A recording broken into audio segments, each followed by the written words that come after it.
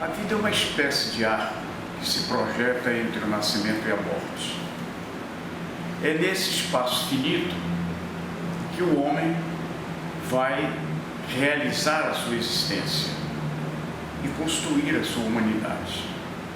A vida só se completa com a morte, porque só depois da morte é possível sabermos quem fomos.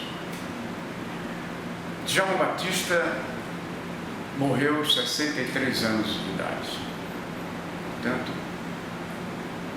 viveu intensamente nos seus fazeres, nos seus ideais, como um grande pesquisador da Amazônia, um homem contemporâneo do seu tempo, na área médica, que era a sua formação. Ele antecipou-se muitas coisas, através das instituições que ajudou a fundar, do laboratório de clínicas médicas, que foi pioneiro no Amazonas, em Manaus, dentro da universidade, no INPA. Djalma estava presente sempre de uma forma serena, competente e a todos iluminando com o seu humanismo. E eu creio que o Djalma Batista foi fundamental nesse aspecto. Para as novas gerações, eu diria que, de novo, Djalma Batista se configura como uma singularidade muito especial. Os novos pesquisadores podem aprender com ele ou aprender a partir dele uma problemática da Amazônia complexa.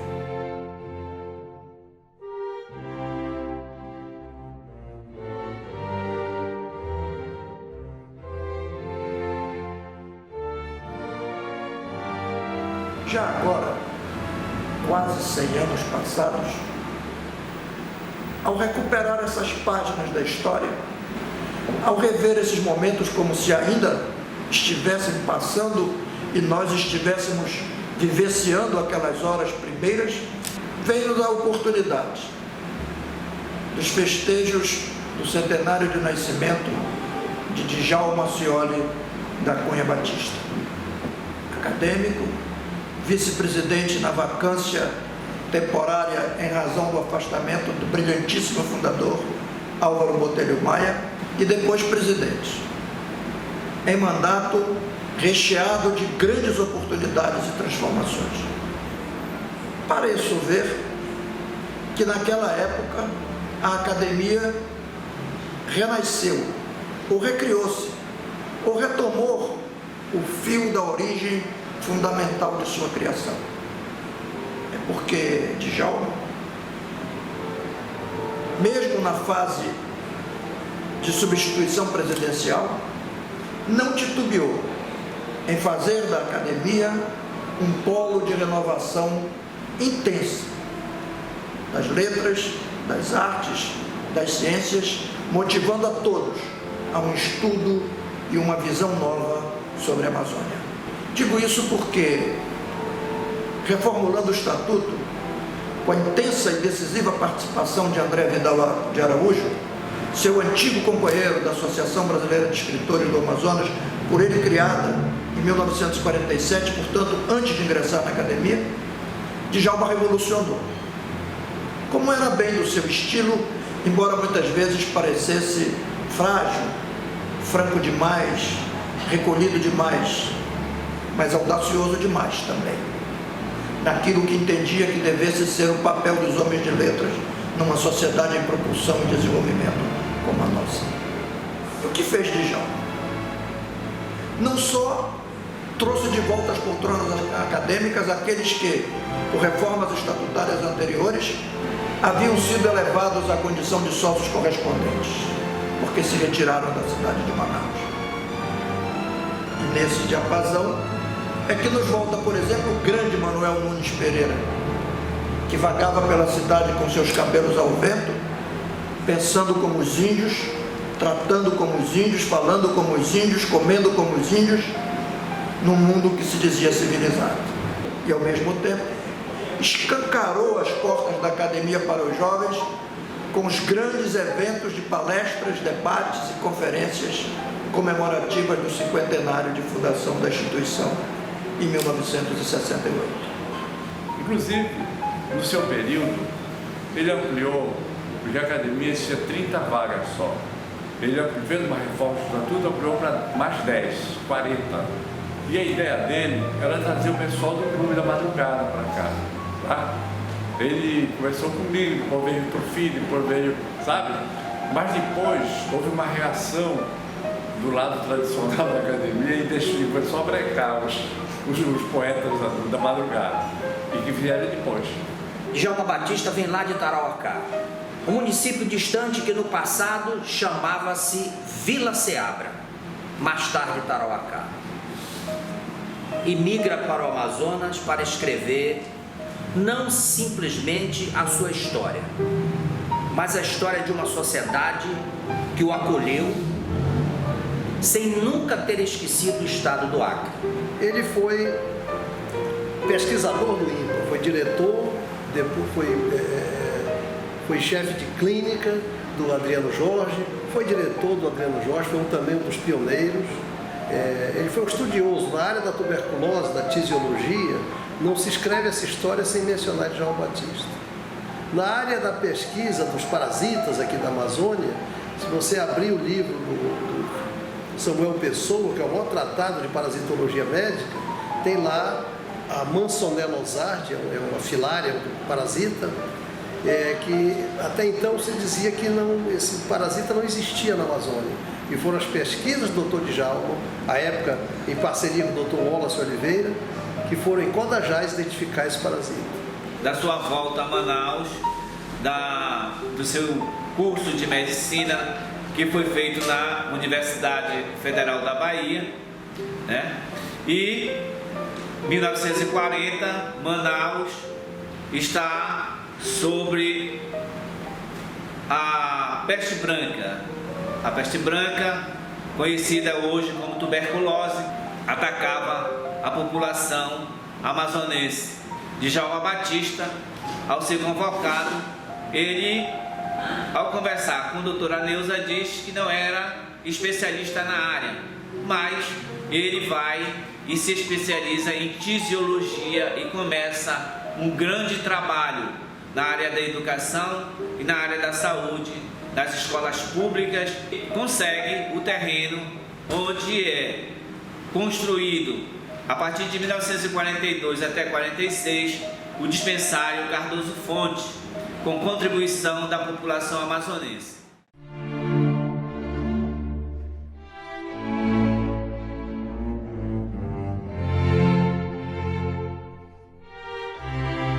Fiz uma campanha em favor das unidades de tratamento de tuberculose a partir de 1952. Sobre tuberculose, sobre o antigo hospital São Sebastião, que era um depósito de doentes finais, e sobre o Adriano Jorge, que era exatamente o outro lado, né? O Adriano Jorge feito com 432 leitos e sem funcionar. Aí o Djalma trabalhou muito com isso e conseguiu, e depois foi até diretor do hospital. Há muitas maneiras de perpetuar, não é, a existência de uma pessoa, a vida humana, os seus feitos, a sua presença no mundo, não é? O livro que ele escreve, a família que constitui, mas também há coisas muito simbólicas, como, por exemplo, o nome de uma rua, o nome de uma praça, de um prédio.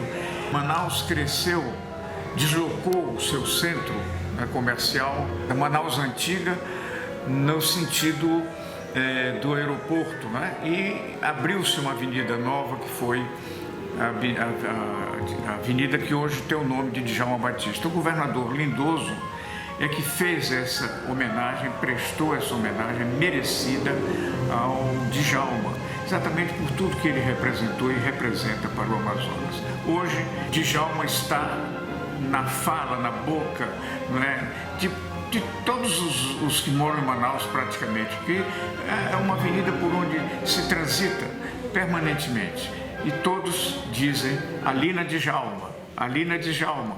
É um modo de ele permanecer também presente na vida do cotidiano a que ele tanto serviu, numa cidade em que ele serviu tanto e realizou tantas coisas.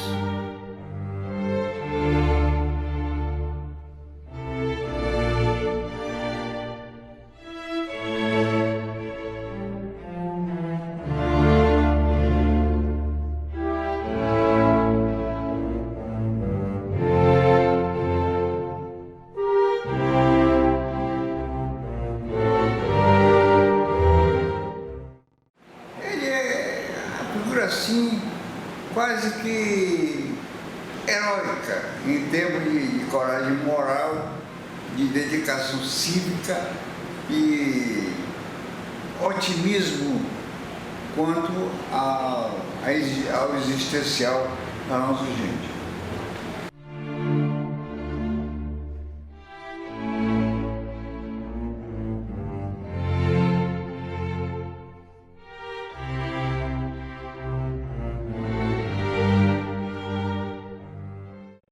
Djalma Batista, este foi um homem que marcou bastante a minha vida. Hoje eu ocupo a cadeira do Dr. Djalma, cadeira número 11, que ele pertenceu aqui na Academia Amazonense de Letras. Fui diretor do INPA, como ele, fui professor da universidade, hoje estou aposentado, mas como ele. Enfim, eu quase sem querer o imitei, sem querer pela subjetividade, porque ele foi um exemplo para mim e eu o segui. Eu me lembro ainda dos primeiros momentos do primeiro encontro com o Djalma. O primeiro encontro eu vi no INPA, na sede antiga do INPA, nos corredores. Essa é a imagem que eu tenho. Ele de branco, caminhando entre os caixotes. O que eram esses caixotes? Era o material do Max Planck, que chegava para criar o departamento de limnologia do INPA. É a primeira imagem que eu tenho. A segunda imagem é uma imagem que para mim não foi muito agradável.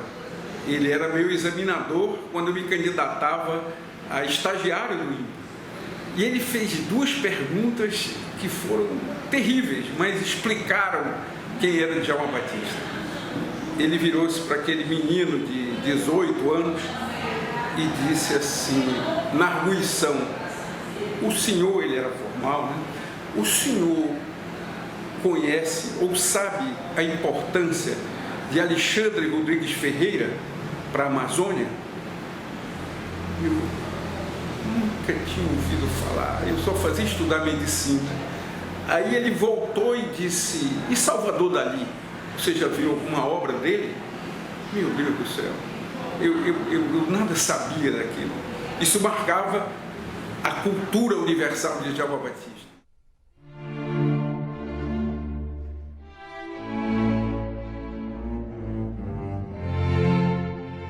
Eu começo dizendo que eu amanheci hoje lendo o discurso que Djalma fez para me receber na Academia Amazonense de Letras.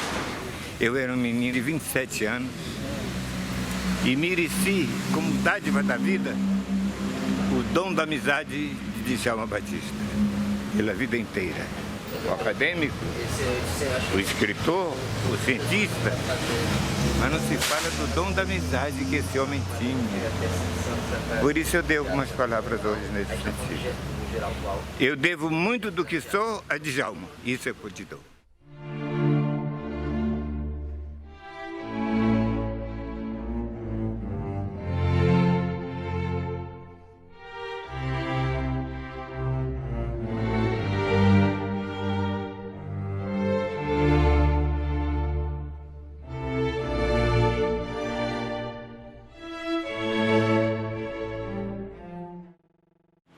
O legado de Djalma Batista prossegue. E aqui eu tenho um exemplo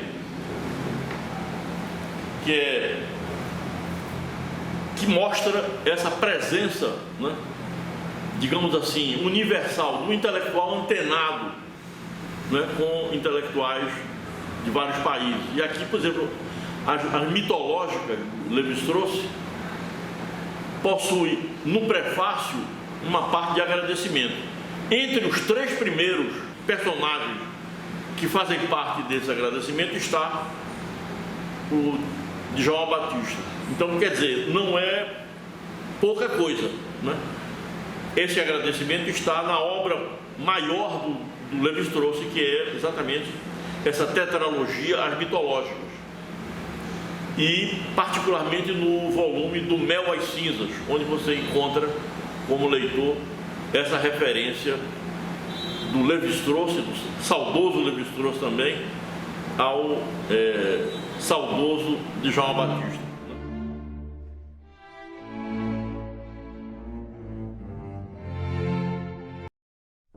Dr. Djalma Batista, continuo chamando de Dr. Djalma Batista, era amigo do meu pai, amicíssimos, grandes amigos, e durante a minha infância e entrada na adolescência eu fui colega de escola do Walter e do Djalma.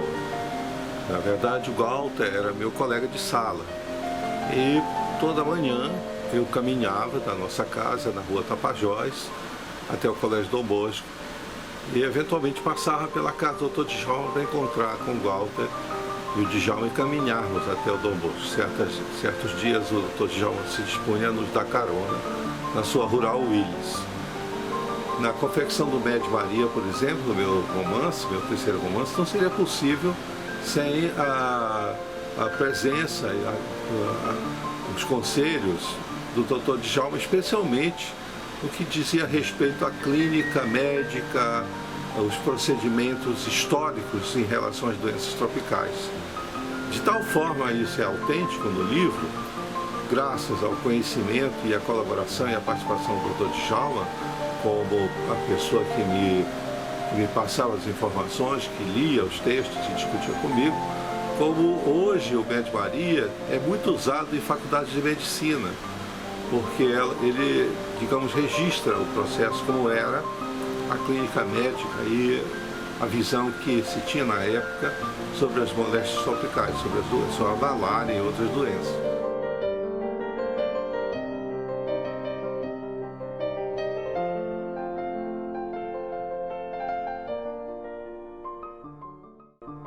Djalma Batista foi um homem que desenvolveu seu pensamento e realizou ações em um espaço determinado, mas que transcende no tempo, não apenas pelos problemas enfrentados e resolvidos, mas e especialmente pela conduta que adotou. A chama ardente de vida que ele guiava e se transformou em chama viva da imortalidade acadêmica, se reacende nas comemorações de seu centenário de nascimento, ao dar a conhecer a antigas e novas gerações seus pensamentos e ações. Como amazônidas, ambos bebemos, ambos navegamos pelas mesmas águas barrentas do rio Juruá, o rio de muitas voltas, o rio Serpente. Como ele, fui acolhida pelos membros desta casa. Como ele, tenho a honra de presidi-la. Celebremos Djalma Batista. Celebremos a sua eterna presença na casa de Adriano Jorge. Celebremos essa luz que não se apaga.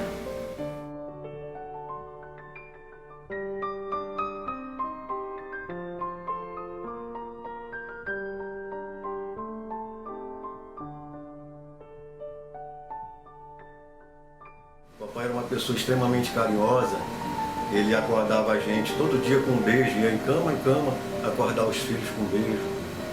E eu fico feliz com essas homenagens do centenário dele, não só por resgatar as personalidades do Amazonas, como o Djalma Batista, como também desassociar um pouco a imagem do Djalma, que é o homem da avenida, né? Hoje as novas gerações precisam conhecer quem foi Djalma Batista, o grande cientista, o grande humanista, o médico, o pai dedicado.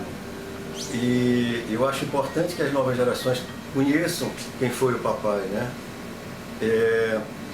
O amor que ele tinha pelo IMPA, o amor que ele tinha pela Academia de Letras, o amor que ele tinha pelo Sanatório Adriano Jorge, o Dispensário Cardoso Fontes, a dedicação que ele tinha para os clientes, um ser humano.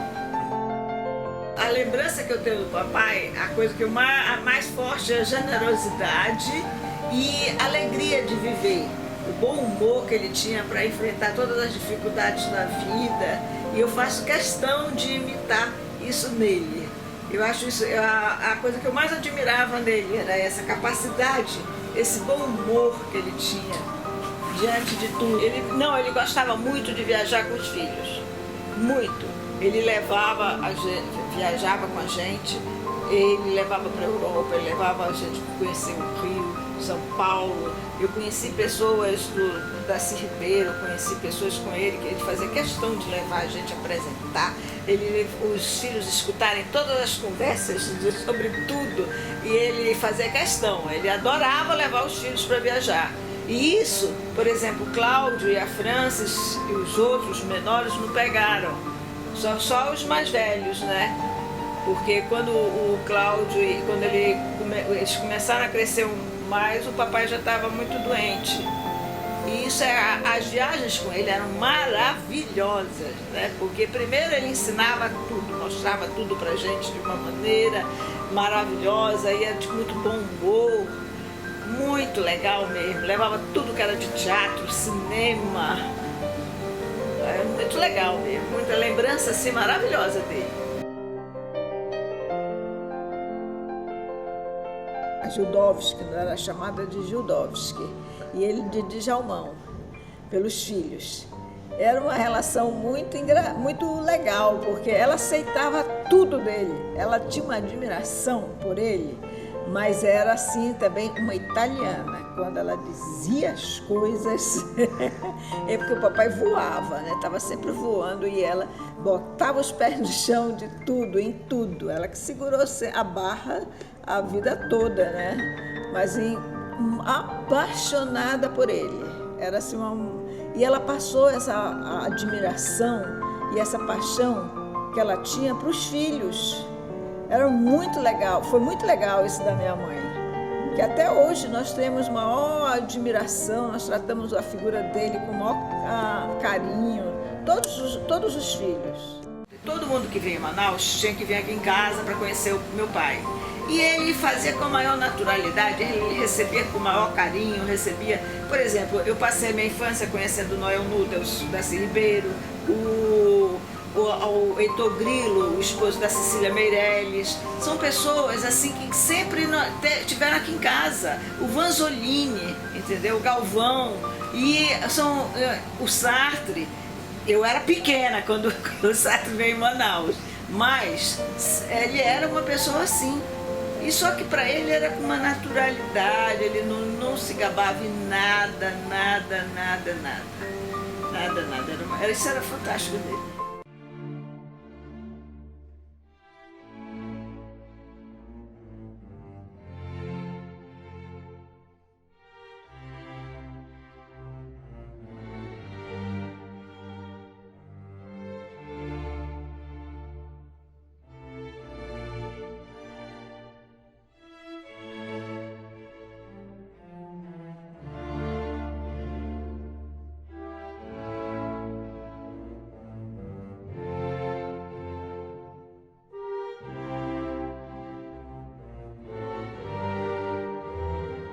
Quando a morte chega, não tem jeito, dói mesmo.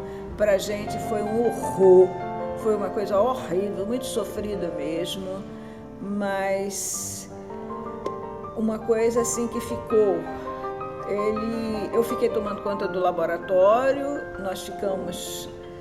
Foi muito duro depois que ele morreu, tudo. Mas ele era uma pessoa que até hoje ele é tão bom pra gente, a gente tem uma sensação ainda que ele está nos ajudando, está perto da gente, entendeu?